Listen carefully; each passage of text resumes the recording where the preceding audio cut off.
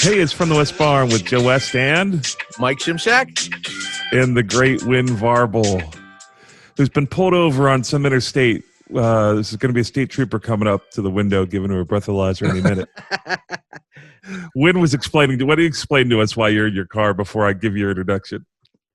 Well, the internet at the house, I live out in the country and our internet stinks. So I decided to come up here on Big Swan Creek Road because I got a full bar signals up here. So I'm doing it over the whatever they call it. That's what people don't understand about. Once you get a hit or two, you move out of the city and you get yourself a couple acres or maybe 10 or 20. You've got a bunch. You got a little farm there. And most people on farms don't have good internet. They usually have DSL or some, old archaic internet that was like 1988 internet. So they don't realize you got to get in your car. Yep. Well, that's all right. It's not too bad. The internet's getting better. Hopefully we'll get fiber one day and catch up to the rest of the world. Our guest today is Wynn Varble, a great songwriter and just one of the best dudes around. You probably know him from one of his multiple #1 hits, Waiting on a Woman by Paisley, Have You Forgotten by Daryl Worley, A Little More Country Than That by Easton Corbin. Yes. He was also on a TV show back in the day. I think it was CMT Country Star, was it? What was it? Something like that. CMT's Next Superstar. I think there you go. You know who got me into Rory's one got me into that. Rory got you to do it. He taught me into it. So. But you did really well on that show. You were one of the top 4, right? Yeah. And then he was on the Joey and Rory show, and now he has his own TV show. So holy smokes, look at you, man. Well, we'll see what happens with that new one. I hope it does good. We're having fun doing it. I know that. So. Just in time for a pandemic. They gave you a TV show just in time for a pandemic. What'd you get for Christmas? Corona. Well, I got to tell you, me and Wynn get to play a bunch. It seems like we play a lot, don't we? We play all over. We got on airplanes and spend time in airports together and sitting outside of hotel complexes. I'm usually smoking. He's usually watching me smoke and make me laugh. But, you're one of these guys. You've got the sense of humor that's just like no one else's sense of humor. And it's odd because, like Have You Forgotten was not a funny song. 7-week #1. I mean, when people talk about having a dominant #1, they talk about having a 2-week #1. You've had a 7-week #1, which is just a massive, massive song. And then again, not a funny song, but, you have this way of seeing the world that's really quirky and different. And it's even in that song. It's just, I think what it takes to become a great songwriter is to have a unique perspective on the world. You obviously have one. And while you have so many funny songs, not all the ones you have that are successful are funny. They're usually more serious takes.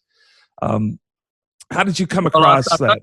I think partly because country music just don't have much humor anymore, And when I was growing up, listening to, Ray Stevens and Bobby Bare and Roger Miller and all of those guys, there was humor in some of those songs, and country music embraced it, and it made people smile, and when I came to Nashville, that was kind of gone. I mean, Paisley was still doing a little bit of it. He started doing some lighter kind of fun stuff, but, I mean, think about it. I mean, think about even Confederate Railroad doing Trashy Women and all that stuff, I mean, it was just fun, and I love great, deep, wrist slitter ballads, I love all that stuff. But people want to smile and laugh sometimes too, I think.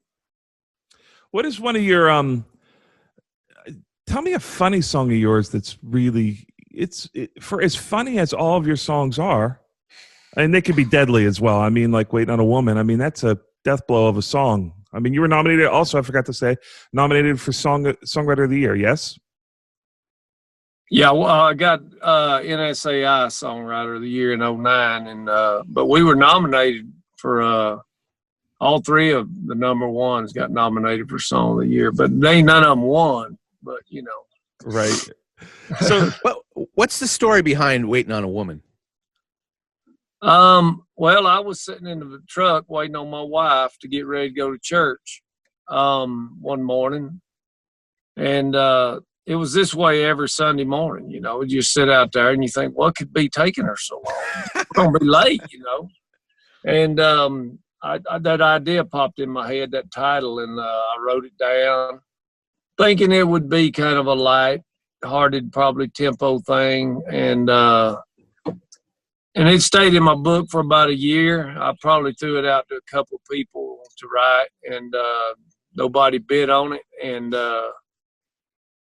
one day I was coming in, and I talked to a friend of mine that I used to work with, and before I moved to Nashville, and this old guy that we worked with was dying, and he said, if you want to talk to Dan, you better call him, because he's in the hospital about to breathe his last. So I called him, and I talked to him, and I asked him where his wife was, and he said, oh, I told her to go home. There wasn't nothing. And I knew how much she meant to him just from working with him and knowing him like I did.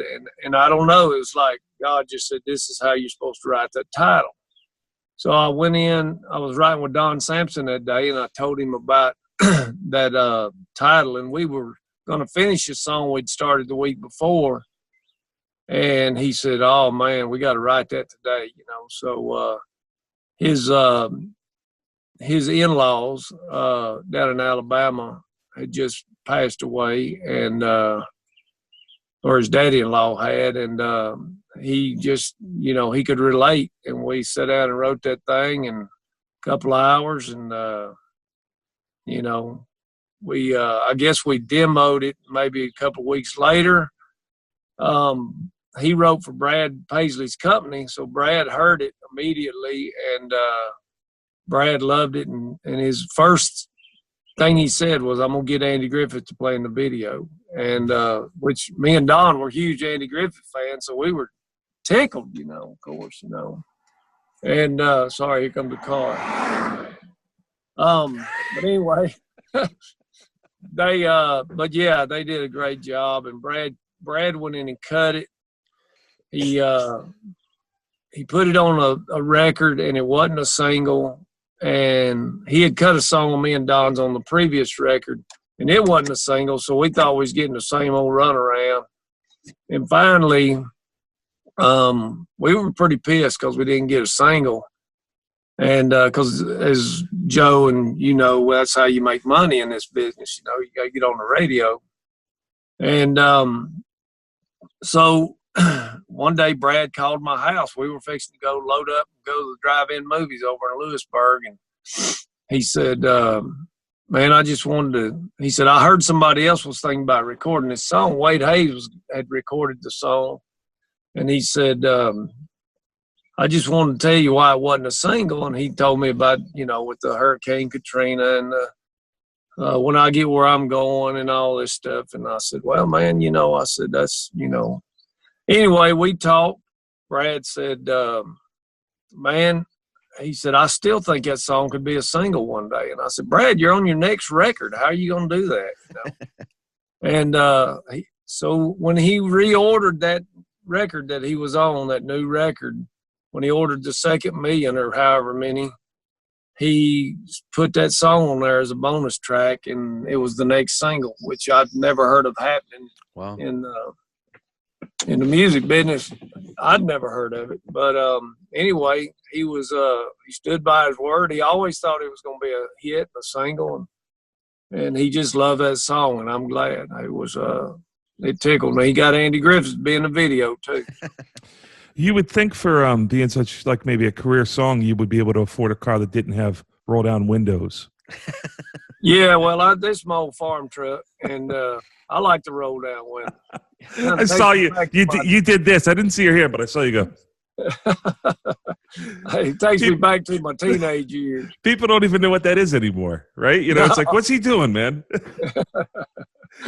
That was it, and that was probably a song for him that's like considered one of his, you know, artists. That's like when you think of Brad Paisley, I think of that song. He's had a lot, but that's a big one for him. It's huge. Yeah, well, thanks. he did a great job with it. I was, we were worried there for a while. We called it waiting on a single for a long time. But he came through, and it did win Nashville Songwriters Association Song of the Year that year, which was great because, that's your peers voting on you. When I hear a truck coming, I'm going to roll my window back up, but so it don't drown out the, fine audio. This is all green screen, by the way. Okay. Wynn is in studio, so it's just like he's not even home with a big green. He's not even in a panel truck behind him in the cab of the truck. So good. What's the biggest difference you think? Like when you look at your life now as a successful songwriter, we try to stick with a narrative, or at least nod towards a narrative in the program where it's like try to remember what it was like before you were successful, because there's a lot of people that will watch this that are aspiring songwriters. What is the difference? Like if you had to sort of say, like, it's never like you think it's going to be once you get success, but what is sort of the biggest difference for you, or what would you do again, or how do you think it's different than what you anticipated? Give us some sort of before and after perspective of you as a coming to Nashville songwriter and where you're at today. Well, I mean, it does make I guess the biggest difference is people in town knowing, what you've done. But the thing about it is that you got to keep it going. These kids that come in town today, they know those songs, but they don't know I wrote them. Most kids I write with, they come in there and they just sit down and, we just go to writing. They're not impressed by none of that stuff. But really, looking back, I asked Daryl Worley one time about 2 years ago, I said, do you have any more fun now that you're successful than you did when me and Daryl shared an apartment for about 3 years, way back before we got married and all that stuff. And not to each other. But anyway. I just assumed that was your punchline because I know you. No, we shared an apartment and we partied. We honky tonk. We stayed in the bars as much, and we wrote about 100 songs together during that time. And I asked him, I said, "Do you have any more fun now with your success than you did back when we didn't have a pot to piss in or a window to throw it out of?" And he said, "No, I don't." I said, "Me neither. We might have had more fun back then." But, yeah. Part of the thing back then is because your whole life's out in front of you. It's just that youth thing, And you don't know where it's going, but you got high hopes. And, it's definitely fun. And, Joe, to get up there and get a #1 song award and, win awards. And, it's just kind of like a little, pat on the back for what you, worked hard for. But, and I'm sure you feel this way. We both have songs that we feel like would be just as big a hits as the other ones if somebody would cut them, And I'm not talking about everything we write, but, we have those hidden gems that nobody's picked up yet, And I still pitch those songs, on occasion, so. Well, I can remember being out in Seattle. We were playing a show, and I was between you and who was the last time we went out there? Who was that? Lee Thomas Miller. Oh yeah. And so I was in the middle of these guys, and Lee Thomas Miller is surprisingly understated off stage, but one of the funniest guys on stage. So it was like Wynn, me, Lee. And it was like, I felt like I was up there with the Smothers Brothers. It was like, I was laughing so hard that I could barely get myself together to do my song. It was like, I just wanted to put my guitar up and go sit in the front row. But it's always great to be out on the road with fun people, and it makes the time go by, because a lot of times they'll fly in and then they put you in a van like they did and flew into Seattle and then drove, 3 hours over the mountain into the high desert. Yeah. So it's me and Lee were in the back seat of that Jetta, all balled up back there, and that guy was running about 90 miles an hour through the mountain in the snow, right? Yeah, well, it was raining. I don't know if it was snowing. But that was it. It was rain. We were white knuckled back there. I looked over at Lee. I said, "This is the big time right here." You just have so much time. You know, you get up on stage, you do that thing for whatever it is, 2 hours, right? But the rest of the time is spent sitting around looking at each other. Yeah. But Wynn's a great guy to be out there doing that with, because I laugh as hard off stage as I do on stage with him. Can you tell the story? Because I love the story of it, of Have You Forgotten? And just sort of what was stacked up against that song, and how it was like there's a million versions of that song never getting released. Can you just tell us the story about that? Well, yeah. Me and Daryl had always talked about writing a patriotic song, because we were both raised in, you know, like you, in a patriotic household, and had so many family members that served, and he came back from a USO tour. He'd been over there playing for the troops in late 2002.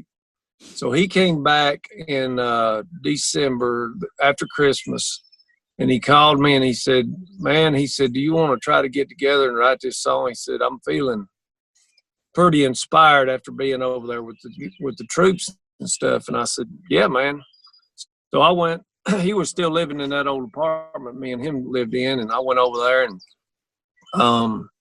we started fooling around with this idea we had, and we got to talking about the protesters of the war in Afghanistan on TV, and I said, it just makes you want to shake them and say, you know, it's only been like a year and a half since 9/11. I said, makes you just want to shake them and say, have you forgotten what the people did to us, you know? And there was our title. He said, "Have You Forgotten?" Man, that's a great title. So we wrote it. You know, we just poured out what we were feeling about it on the page. Because my dad I told him my dad remembered Pearl Harbor till the day he died. It was a big deal at our house, you know. I mean, December 7th didn't just roll by. It was Pearl Harbor Day, you know. And because my dad lost so many friends over there. And so anyway, we wrote the song, went and did a little work tape of it. And Daryl played it for his manager. Daryl was playing the Opry that weekend, and he wanted to play it on the Opry. And his manager said, that song's way too political. You don't need to do it. And Daryl played the song for his dad. And his dad said, you're damn right you're going to do that on the Opry, son. People need to hear that, you know. So thank God he listened to his dad instead of his manager, you know, who's supposed to be, you know, pretty knowledgeable about stuff. But, you know, we all miss him, you know. But anyway, so the response, he called me. I was in the studio over at Randy Scruggs doing some demos that night on Friday night. And he called me that night, and he said, man, he said the response to this song was unbelievable. He said people stood up in the first chorus, and we got a standing ovation in the first chorus. And I said, really? And now this is not the studio version you heard. This is him going and playing that work tape, and his band just playing along with him, you know, like just kind of winging it, you know. So he said, you got to watch tomorrow night. We're going to be on the TV portion. I'm going to do it again. So I tuned in. I was at home by myself. And these people got to standing up in the Opry when he sang that song. And there was about a 90-year-old guy with a World War II battleship hat on in the back row of the Opry. And he had a walker. And he struggled and struggled. And he finally stood up, and the camera was right on him. And he was just he had tears coming out of his eyes. And I was just like, oh, my God. And I thought, you know what? If nothing ever happens with that song, that was worth writing it right there, just to see that, you know. And so anyway, the response, James Stroud, Daryl's producer, was out in L.A. at the time that weekend. And he heard about the response, and he flew home, and he said, we got to cut that song. He said, we got to cut it immediately. And Daryl was right in the middle of a album already. I think he had 1 or 2 singles off this record that he was on then. And they just canned that record and went and cut, you know, 4 new songs and put, you know, they treated it a little bit like a greatest hits with, you know, 4 new things on it. And they put it out. and you know, timing, everything. You know, it was basically, they told us it was the fastest song to #1 since Convoy. If you remember Convoy. Yeah. What was it? McCall. G.W. McCall. Yeah. Right? C.W. McCall. That's CW. right. Yeah. Yeah. But anyway. So how long did it take to get up there? 5 weeks. Oh, my goodness. 5 weeks.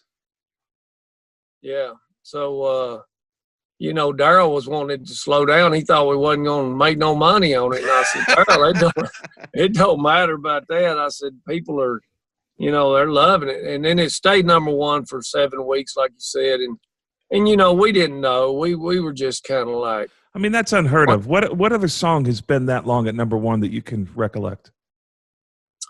I'm not sure. I mean, there's been some though. I mean, like Need You Now was like 5 weeks for Need You Now, and there's some that you hear about that are long ones. But yeah, I'm pretty sure the song that knocked us out, ironically, was our friend Jim Brown, Moose. You know, Moose, the piano player. Him and Don Rollins wrote this thing that Jimmy Buffett and Alan Jackson did called 5 O'Clock Somewhere, and that's the one that come up and, you know, and took over after we were done, and I think it stayed up for about the same amount of time. You know? But wow. Well, here's the thing that people don't know about if you're not in the business, that when someone comes into a co-write and they say, hey, I want to write this song about soldiers, I want to write this song about the war. If you're a pro songwriter, you end up saying like, that's like the third rail. You know, like the consensus is like, oh, do we want to spend our day doing that when we know that there's going to be such a resistance? And while they can end up being big and beautiful songs and end up doing what yours did, most people see them as like, hey, nobody's going to want to touch us with a 10-foot pole. You know, so they won't write it. So well, the good thing about writing it with an artist like Darryl, you know, he had the stones to put it out, you know, and you know, we've both written songs with artists that were kind of, you know, maybe a little bit on the edge of being political or whatever, and you know, they don't end up putting them out. But if it's a great song, somebody's gonna, you know, I had a song called that I wrote with Tim Nichols and Jeff Outlaw called He made it back, but he still ain't made it home. And it's about this guy who's having a tough time adjusting. And me and Darryl also had another song that he put out called I Just Came Back from a War that did very well. You know, I think it was the top 10 or top something, you know. And that was when he was on an independent label. That was several years later. And so, I mean, I don't mind writing that stuff. I know exactly what you're saying. It cuts the odds in half, you know, or at least in half. So, but you know, if you're writing it with an artist who believes that and believes in it, heck, why not? You know, you almost wonder if James Stroud would have been all about cutting it if he hadn't seen what it did at the Opry. You know, if they just had to purely make the decision in a room full of other record executives, what would that have ended up being? They probably would have erred on the side of caution. Probably so, but James was so excited. James played drums on that song, on that record. That's cool. And he hadn't played drums in years, you know. And he wanted to play drums on that session, so that meant a lot, you know. That was, you know, as a songwriter, you're always searching for something that is going to be the catalyst to really connect with a feeling. And I can remember whenever 9/11, I was in New York City for 9/11. Wow. And I can just remember thinking, like, a lot of times you see war on television, you think, man, I wouldn't want to send my son over there and sacrifice my son for that cause. Or I don't believe in what's going on in this particular skirmish. But that was something that whenever I got done with it, being stuck in the city for that period of time where they wouldn't let us out, they closed all the bridges and tunnels, I thought this is something that you could get behind. I was too old at that point. I ended up going back and becoming an EMT at night and volunteering as an EMT in my town, but that's a different story. But I just can remember like thinking, this is something that if I were of that age, I could I could get to the point where I'd say, I want to volunteer for this. I want to go and stand up. This is something I believe in. And it's tough because you never know what truth is and who do you pursue, who is the person that you point your rage towards, but there's a justifiable rage. But as a songwriter, it's one of those, it's another thing, which is like, it makes you feel something, right? It really straps you onto the front of the boat and you get the full storm. You know, you get battered and abused by something, so it's all very real. And when you're looking for something, I like writing with inexperienced songwriters for this reason, that you end up like getting to see things for the first time through someone's eyes that's not a songwriter, or you get to see like raw emotion and they're like a fresh piece of emotion there. How do you deal with staying connected to great ideas and finding what to write in a room? I mean, if it moves me, the way I look at it, if it moves me, it's going to move somebody else, you know. and we all write a ton of songs that never get cut anyway. I'm not exactly, you know, as concerned about that as a lot of, as you can tell. Casey Beathard, another great songwriter that we both know, he always says, I love it when Wynn goes in and writes a funny song that day, because that's one more song, that's one less song I have to compete with, you know. But because, you know, they're probably not going to get cut. But I just feel like whatever song is in me that morning, that's what's going to come out, you know, or that evening or whenever it is. And I just feel like I don't really let that bother me. I've demoed songs that are so stupid, and people say, why do you waste money demoing that song? And I'm like, I don't know. I just, you know, it's a good song. It might be stupid, you know, just that funny stuff. Like if it ain't one thing, it's her mother. And, you know, I got wood and she's sawing logs. You know, we got all those titles, you know, like that. Her beaver's playing possum again. You know, me and Frank wrote that. But you know, I mean, did you demo that? Yeah, Frank did. Yeah. I was like, Frank, you spent $900 on this demo. Who pays? What's the pitch discussion for that? Like, oh yeah, I can see Kenny Rogers. There's none. There's like none. Nobody says, hey, you know who would be good for this? You know, nobody says that. They just want to tell the title to the band. I mean, that's worth $900 right there. Yeah, they play it for their buddies. You know, we play it for our friends. And now, you know, I mean, some of the stuff, you know, it's kind of a fine line, because, you know, I heard y'all's podcast with Megan and Rory on there, and all the talk about Tim Johnson, you know, who is a great friend of ours. And me and Tim and Don Porter's had a crazy song that Kelly Pickler cut called Things That Never Cross a Man's Mind, which is funny, kind of stupid kind of song, you know, but it all makes sense, you know, and it all, you know. So anyway, those songs do get cut sometimes. So, but that's, you know, it's a fine line between that and some of the titles I just mentioned, like, you know, so as you well know. How long have you been in town? I moved in July of 92. 92. And you've had, when did you get your first pub deal? January of 94. I'd been talking to, I came here, there was tons of writers here. I mean, there was, you know, back then there was 2,500 signed writers in town. What do you think there is now? Probably 250, 300 maybe, you know, about 10% of what it was. But it's just because the way, you know, with the streaming, nothing, you know, we ain't making no money.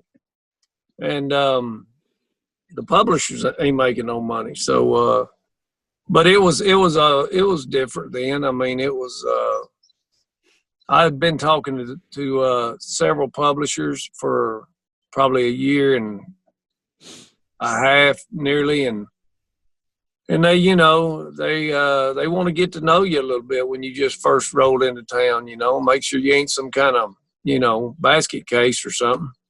And so I talked to several of them, one of them being George Strait's company. And I went on, and I almost had a deal with them at the time I went and met with Starstruck, which is Reba's outfit. And I went and had a meeting with those guys, and 2 weeks later they offered me a deal. And I went back to see George's people, and they said, well, we'll do a deal with you. And I said, well, I already shook the man's hand over at Starstruck. I said, they said, well, we've been talking to you for almost a year. And I said, yeah, I know, y'all nibbled. They bit, So I wanted to be with somebody who was excited about it, Yeah. And you're at Warner now, yes? No, I'm at BMG right now. Yeah. Oh, BMG.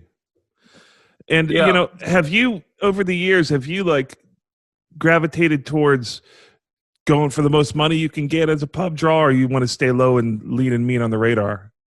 Work on the back end. I stay pretty low. I don't, when you get to that point in your career where you're kind of like, we all have that point where we're pretty hot, and with any luck, and, that's the time. But I always like being in the black, I like keeping paid up and getting those publisher checks, I always felt like it was really, if they ever sorted their Excel sheet by amounts, I never wanted to be up in the top. I never wanted to be like, hey, what's happening with these 6 people? Look at these numbers. I never wanted to be on that Excel sheet, when they sorted it that way. So I always felt like, man, just give me more bats. I want to have a million hits at the plate. And even after 3 multi-week number ones, it took me, after I got out of my deal with Sony and started my own pub company, it took me 4 or 5 years to recoup that deal. With that, wow, yeah, that does, yeah. 3 number ones, and it was like it took me 4 or 5 years of not having a draw and still having the income in to pay it off. And I thought to myself, well, geez, how good did they think it was going to go? How am I supposed to recoup a regular contract as this regular songwriter? If you don't have hits, you look at those numbers and think, man, you're never going to recoup those numbers. Well, and back then, Joe, as you know, you could get album cuts and make money on those. That's all gone now. So, it's kind of like, but I was like you. I just give me enough. I just need enough to keep the, rent paid and all that, and then I'll just try to do the rest myself, so. Yeah, I think that's, in the long run, I always dreamed of having somebody swoop in and be my publisher, like a sugar daddy. I think if you're a songwriter, you like that. I think we're all somewhat wired like, man, wouldn't it be nice? But I don't think I've ever seen that ever work out. They always end up buying like Billy Joel's people bought a bunch of Clydesdales for him and spend your money the wrong way, or, you somehow end up looking after a career that's the Hall of Fame career, you end up broke, Nobody does you like you do you. Well, that's true. That's true. They, and it's, a publisher they're a business partner, and you can be friends with them and all that, but when it comes down to it, it's that old thing. It ain't what you've done; it's what you've done lately. And if you ain't making them no money, you're down the road. Yeah. So yeah. I have a question for you. Okay. One of my favorites. I've been here about 10 years in Nashville. One of my favorite songs is a little more country than that. It's one of my favorite songs I've heard since I've been here. I would love to know the background to that. I love that song. Man, okay. Well, we went out, me and Rory and Tim Johnson and Don Porters, and there might have been somebody else. The window's my favorite part of the podcast. Sorry, I'm trying to keep the. Right. You don't have to roll it up. You don't have to roll it up. It's fine. It's not that loud. But we went out to Mickey Newberry's. I think, who is it? Dale.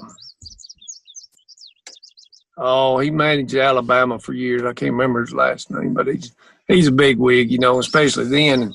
And but he had a cabin that used to be Mickey Newberry's old cabin out on Old Hickory Lake. And Rory and Tim were producing this kid named Blaine Larsson. And we were going to go out to that cabin and write some songs for him one day. And we split up that morning. There was 3 of us wrote with, I think me and Rory wrote with Blaine. I'm not sure exactly. But anyway, we wrote 2 songs that day. And Blaine, I think Joey and Rory ended up cutting the first one. And then we wrote a little more country. Do you remember what the first one was? It was called Album Number 2. It was kind of a spoof on the sophomore effort thing. And Rory had that title, a little more country than that.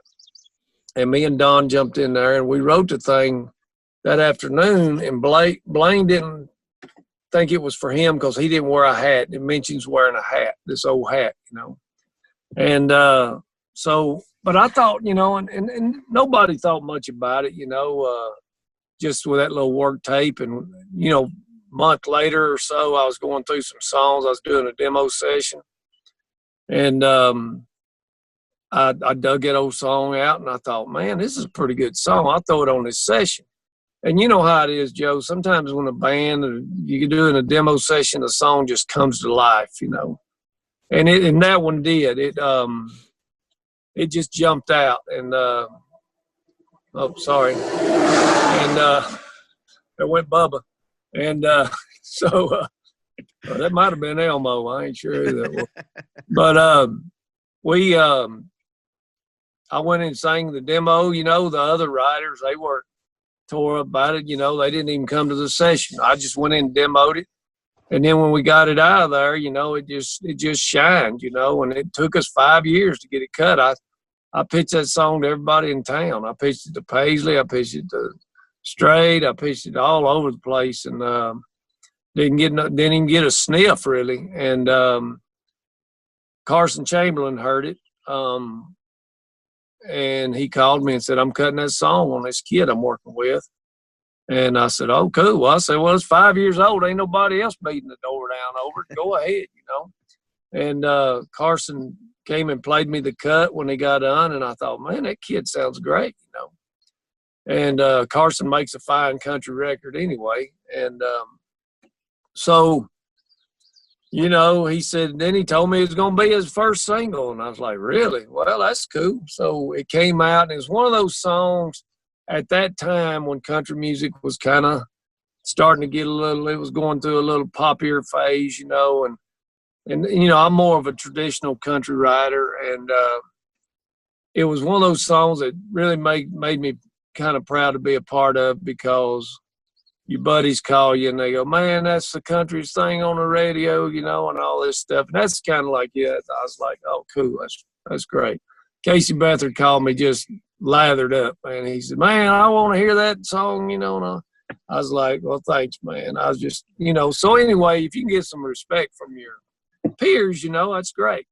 So that was an odd song in the sense that guys like Mike, a pop guy, and me, more of a pop and rock guy, we still love that song.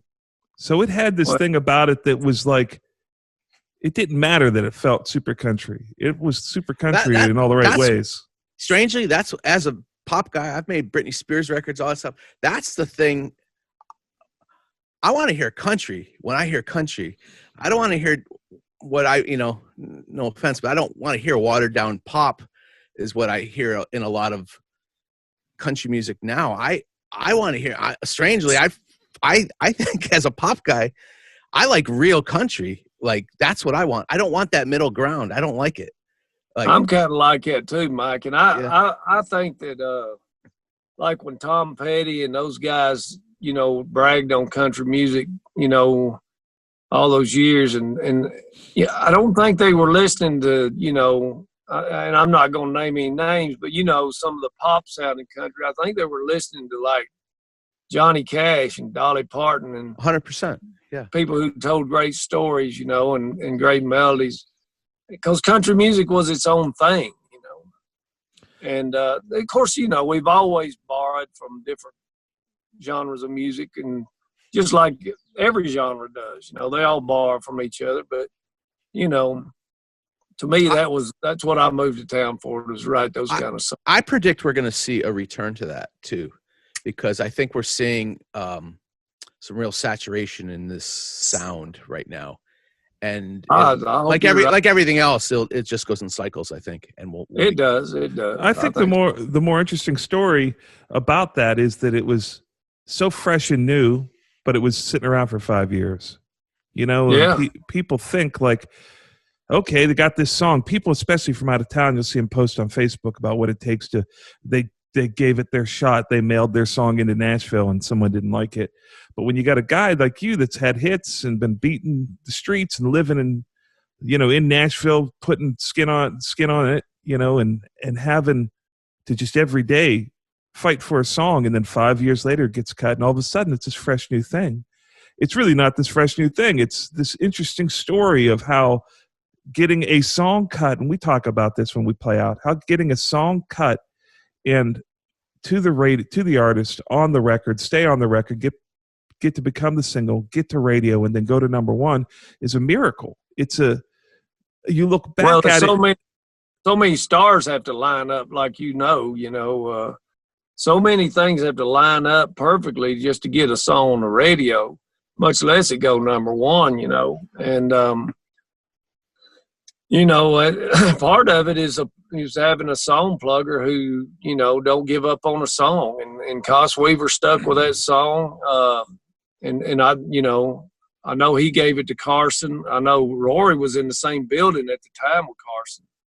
And those things all matter. I mean, when you write, especially like Sony, when you were there, a song is probably hot as far as the pluggers go for about maybe 3 weeks, They got so many songs coming in every week, and they think, oh, this is great, man, we're going to go run with this one. They run with it for a couple of weeks, and they get told no a couple of times, and that's it. It goes on the shelf, And go ahead. I was going to say, for me, here's the question I have for you. In your career, what percentage would you say of your cuts came from song pluggers versus you having relationships and sending the song directly to somebody? Because I think there's a misconception I see in Nashville that it's everything has to go through the publisher. I'm a New Yorker, so in New York we would go directly to the source. The publishers weren't really it's a different kind of system. What percentage would you say has come from you calling up a Brad Paisley or versus your song plugger, plugging those songs? I don't know. I'm not sure. We ask this a lot on this podcast of people, and the stories, I feel like a lot of the big stories come from people having direct relationships with people. Yeah, I think most of them probably do. And that's why the publishers want a songwriter who's been in town a while, because they have those relationships. It makes their job easier, But I've had some cuts that came from publishers, song pluggers. They here comes the truck here. Hold on. Probably sitting on their property, and they're like, "What are you doing on my property?"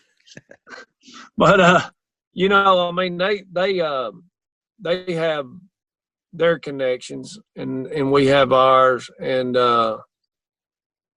you never know. I think most of them, especially if you write with artists, that's the best way. I mean, because if you're lucky enough to get in a room with an artist and y'all write a great song, I mean, you might pitch them that same song that they didn't write on, but they're more apt to cut it if their name's on it. You know what I mean? Sure. So I think probably, I would say 3/4 probably come from, us, having the relationships. But like I say, the publisher a lot of times will set you up with an artist to write. And it might be somebody you don't even know. Somebody, you go in a writer's room and you sit down with some new artist that you ain't never heard of. And then 5 years later, he's a big deal, I'm wondering how Blaine Larsson feels passing on that song now. I mean, that could have been for Blaine. That was such a huge song. And had Blaine you talking about Blaine? Yeah, Blaine had How Do You Get That Lonely, which was an amazing song that Rory Feek and Jamie Teachner wrote. And it was just a killer song. And then this would have been that knockout blow that would have put him on like really on the radar. This kind of accessible poppy single for him, which was so incredibly country song, but like it was just a well, big, I see big Blaine hit. every once in a while. I see Blaine every once in a while in the airport or something. I saw him maybe about a year ago, maybe 9 or 10 months ago in Nashville airport. And he's a minister now. He's in the ministry, and he's doing great. I'm so tickled for him. And but he told me, he had his buddy with him, and he told me, he said Wynn was one of the writers on a little more country than that. And he said, that's the one I missed. He said, that's the big one I missed, you know. So he knows it. I mean, but he's doing what he's supposed to be doing, I reckon. Yeah. You know, it's so funny. You see people who obsess on a single thing in a song sometimes, and they can't see the forest for the trees. And as a songwriter, you're there saying, I wrote this with you in mind. You know, it's figurative, the country hat. You know, it doesn't have to be literal. You know, we don't have to get lost in one line on a record. One word, It's just an interesting thing. You know, sometimes as songwriters, I can remember I had written a song with Craig Wiseman, and I wrote it, you know, Craig had just come off being Writer of the Decade, you know, and being inducted into the Hall of Fame. And I was hot at the time, and we wrote the song that both of us loved. And my publisher wouldn't pitch it because an ad lib that Craig put in, like a one-word ad lib before the second verse. And I just remember thinking to myself, it was like, you just felt like, why? I know our circles will overlap, publisher and songwriter, but let's focus on the other part of the pie. It's like, just go on faith. It's Craig Wiseman. Yeah. It's me. We both love it. Just pitch it. And you know, it's sometimes as a songwriter, you're just sort of, you got to live with the reality of that. Even if you're having hits, doesn't go your way, you don't get to decide whether someone's going to like your song or why they're going to dislike it. But like you said, I've always felt like a song plugger, you know, they're just like us. They can overthink things too, I think. But like you said, that was an ad lib. Just take it out. If they, you know, if the artist hears it and they don't like that, they can take it out, you know. Right. I mean, I've had to rewrite songs. I've had artists, both of my Paisley cuts where he asked for rewrites on a bridge or something, you know, and you know, just went in there and changed a few things, and he was fine with it, you know. So, I mean, as far as I'm concerned, you know, it's not done till they cut it, you know, and we could change anything they want, you know. How has this coronavirus affected your writing schedule? How are you doing that now? You doing it via roadside writes like this? No, I'm not sitting up on the side of the road doing it. I got enough internet at the house to do it like a Zoom meeting. It's a little glitchy, you know, but I didn't want it to be that way for your podcast thing because it's a lot of audio involved and stuff. And it might be anyway, I don't know. But I'm doing some Zoom writing at home, and it takes a little bit of getting used to. It's I was talking, you know, Dylan Altman. Yeah. You know Dylan. I was talking to him yesterday, and he's totally not into the Zoom writing thing, you know, and I get it. There's that air in the writing room, and you know how guitars sound over a laptop. They don't sound right. They're all, you know, computerized sounding. And to me, it's like somebody can play the most amazing groove over the computer, and you're not going to hear it the same as you would. It's not going to strike that inspiration in you like it would if you were sitting in a room where you could really hear it, you know. And so there is something missing there, but it's better than not writing at all, I guess. You know, somebody's, especially with artists. I got an artist write coming up Friday, and we'll write over Zoom, and you know, we'll see what happens. I've never met this. I've never written on Zoom with somebody I've never met before, but it's going to happen Friday. So I'll let you know how it goes. How many songs a year are you turning into your publisher? Probably, I don't know, probably 50, I guess, or something. 50. You know? Out of those 50, how many do you demo? Maybe 35, maybe, or something. It just depends. I mean, you know how it is, Joe. When I first started with Starstruck, I would probably demo about 120 songs a year, you know, or something. But you kind of learn what not to write, you know. When you're writing 125 songs a year or however many, you kind of learn what not to waste your time on, you know.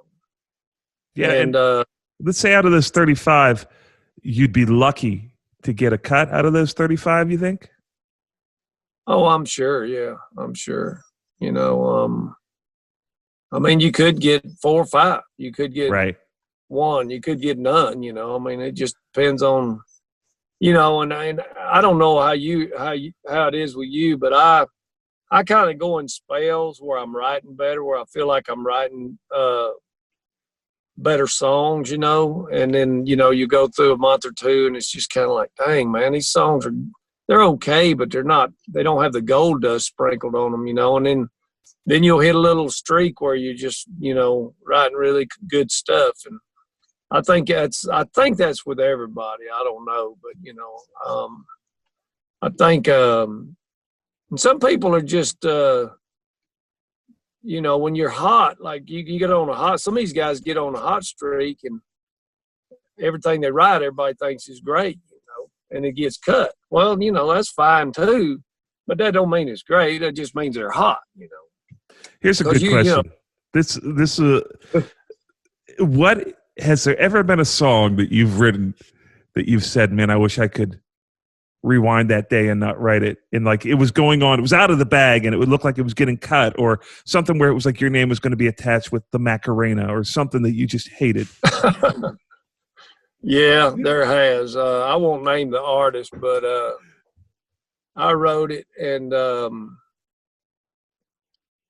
it was a female artist back when I first moved to town, and it was so horrible. It was an idea she had, and I thought it was horrible. And we kind of reworked the title a little bit, and she put it out and did this video, and it was on CMT, and it was just like, it was embarrassing. I mean, it was terrible. And it was just, yeah, I'm not going to go much further than that. But, you know, I was like, my name would come up there with it. My buddies they were razzing me, you know, all my songwriting buddies. And Frank Rogers was just like relentless, you know.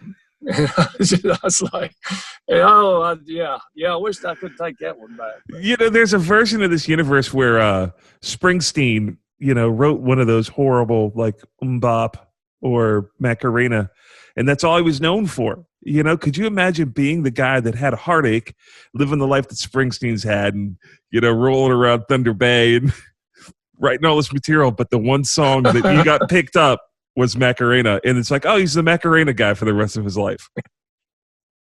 Right. Probably well-funded, you know, he lives in a nice house, but at the end of the day, he's the dude that's known forever as the guy who created the. Well, you know what, though? I mean, if you think about it, you know, old Don Von Tress, you know, that wrote "Achy, Breaky Heart." You know, he's known for that song, and man, that was a huge song. And some people don't ever get that, you know. Right. So, you know, I mean, I don't think you ought to look a gift horse in the mouth. You probably got, you know, Don's got thousands of songs, I'm sure, that he's written through the years, and some he might feel like are better. He might not. Funny. He might think that's.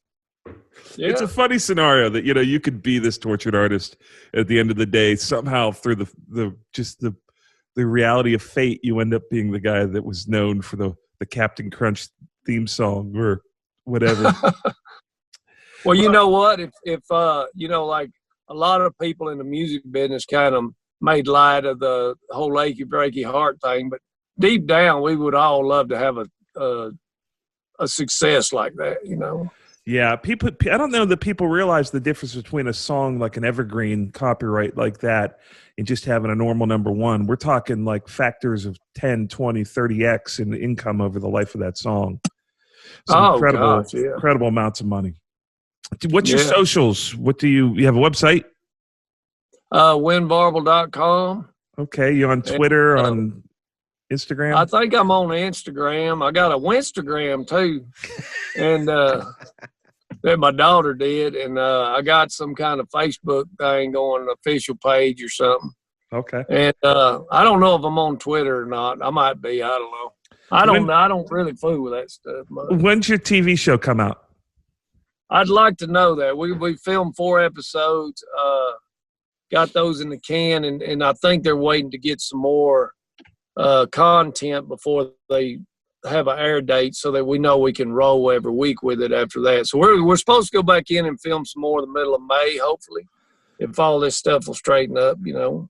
So me and Mike would love to be like extras at a table. Let's say let's set up the shot. It's a coffee house. You're talking with somebody in the foreground, and then in the background you have me and Mike. Couple super handsome guys in the background. Well, y'all come on. We got make it happen.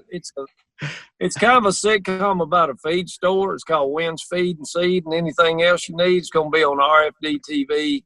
And we have a card table in the foreground of the set where we have three or four guys sitting there at all times playing cards. So y'all are welcome to come be card players or customers or whatever you want to be. So, hey, we'll wear the hat. You know, we're not ashamed to wear the hat. All right, pal. Well, it's great having you on. Thanks so much for hanging with us. All right. I enjoyed it. So from the West Barn, this is Joe and Mike signing off with Wynn Varble. Thanks for watching.